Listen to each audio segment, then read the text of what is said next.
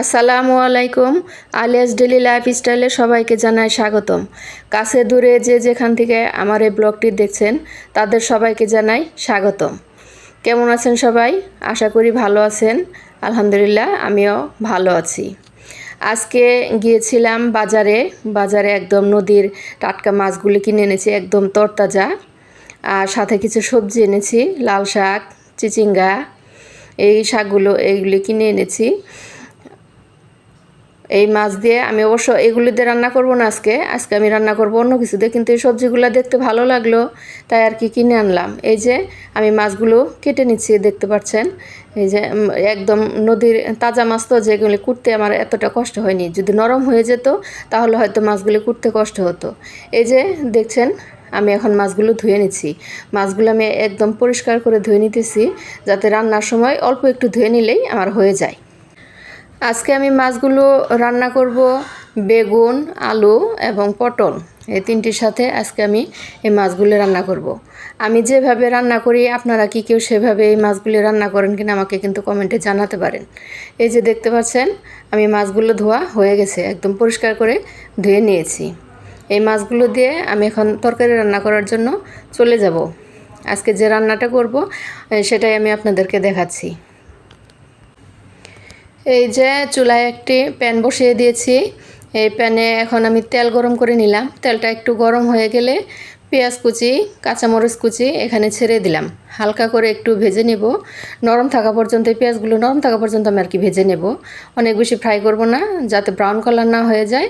আমি ওরকমভাবে ভাজবো না। ব্রাউন কালার হওয়ার আগে আমি এটিতে আদা এবং রসুন বাটা দিয়ে দিয়েছি। আদা রসুন বাটাটা ফ্রাই হয়ে গেলে তারপর এখানে আমি অন্যান্য মশলা অ্যাড করে দেব। এই যে আমার আদা রসুন ফ্রাই হয়ে গেছে। এখন আমি এখানে হলুদ গুঁড়া, মরিচের গুঁড়া, ধনিয়ার গুঁড়া এখানে দিয়ে দিলাম। সাথে জিরার গুঁড়াও আছে, লবণ, এগুলি পরিমাণ মতো দিয়ে আমি এই যে একটু ঝোল দিয়ে দিলাম। এই ঝোলটা আমি এখন সুন্দরভাবে কষিয়ে নেব। আমি ততক্ষণ পর্যন্ত কষাবো যতক্ষণ পর্যন্ত তেলটা উপরে চলে না আসবে। এই যে দেখতে পাচ্ছেন তেলটা উপরে চলে আসছে, তার মানে আমার মশলাটি কষানো হয়ে গেছে। এখন আমি এখানে যে সবজিগুলির কথা বললাম, পটল, আলু, বেগুন, এগুলো আমি এখানে ছেড়ে দিলাম। এই যে ছেড়ে দিয়ে এখানে আমি ভালোভাবে মশলার সাথে নাড়াচাড়া করে এই সবজিগুলো মিশিয়ে নেব। সব সবজিগুলো মিশানো হয়ে যাওয়ার পর আমি ঢেকে দিচ্ছি। ঢেকে তারপর রান্না করব। আমার কথাগুলো হয়তো আপনাদের একটু বুঝতে সমস্যা হতে পারে, কারণ আমার প্রচুর ঠান্ডা লেগেছে। আমার কথাগুলো বোঝা যেতে আপনাদের হয়তো প্রবলেম হতে পারে, তো সেই জন্য আমি একটু ক্ষমা চেয়ে নিচ্ছি। আমাকে একটু ক্ষমা করে দেবেন যদি আপনাদের বুঝতে সমস্যা হয়।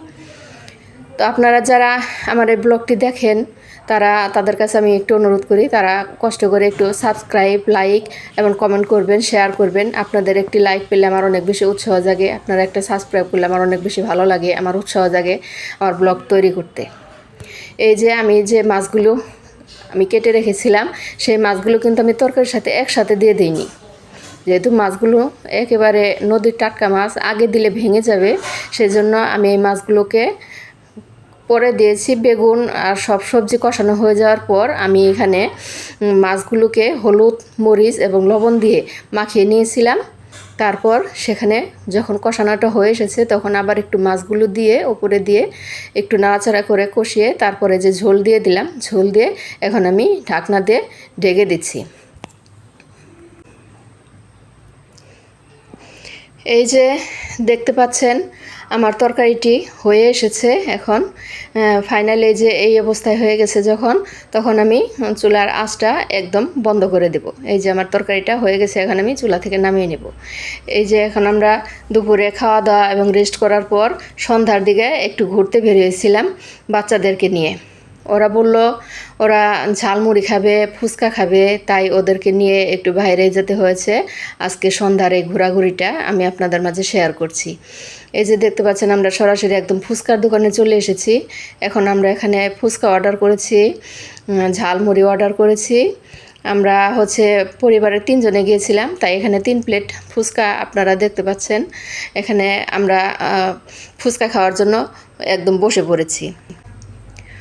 ফুচকাগুলো খেয়েছি, ফুচকাগুলো মানে খুব একটা টেস্ট হয়নি। ফুচকার টেস্ট হয়নি, ঝাল হয়নি, টক হয়নি, খুব একটা ভালো লাগেনি। এই যে এখানে দেখতে পাচ্ছেন আমরা ঝালমুড়ি নিয়েছি। ঝালমুড়িটা হচ্ছে চিকেন ঝালমুড়ি। চিকেন ঝালমুড়িটাও খেতে অতটা টেস্ট হয়নি। ভালো লাগেনি।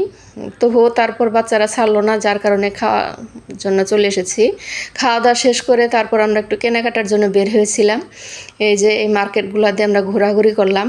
এই যে ফুলের দোকানে কিছু ফুল কেনার জন্য গিয়েছিলাম, কিছু ফুল কিনলাম, সেগুলো আপনাদের মাঝে এই যে শেয়ার করেছি। এই ফুলের দোকান থেকে কিছু ফুল কিনেছি। তারপর অন্যান্য মার্কেটে এই যে যখন আমরা এখানে যাচ্ছি কিছু জামা কাপড় কেনাকাটা করব, ফুল কেনা শেষ হয়ে গেছে, এখন জামা কাপড় কেনাকাটার জন্য গিয়েছিলাম। এই যে এখানে এসেছি কাপড়ের দোকানে, কিছু কেনাকাটা আছে। এই কাপড়ের দোকানে এসে কিছু কাপড় চোপড় কেনার জন্য আসলাম আর কি। কাপড় কেনা শেষ করে তারপর আমরা আসলাম কসমেটিক্সের দোকানে, সেখানে কসমেটিক্স নেব। ভালো থাকবেন সবাই, আল্লাহ।